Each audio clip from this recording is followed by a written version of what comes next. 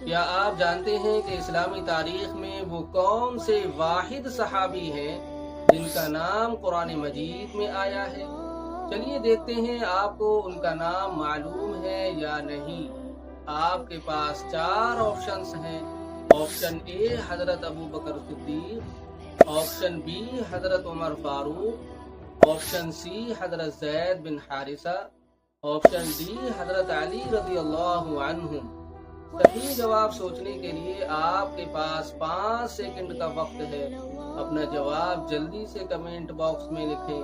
آپ کا وقت شروع ہوتا ہے اب۔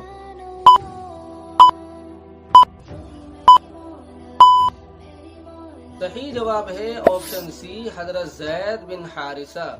سورہ احزاب کی آیت نمبر 37 میں اللہ تعالیٰ نے صراحت کے ساتھ حضرت زید بن حارثہ کا نام ذکر فرمایا ہے۔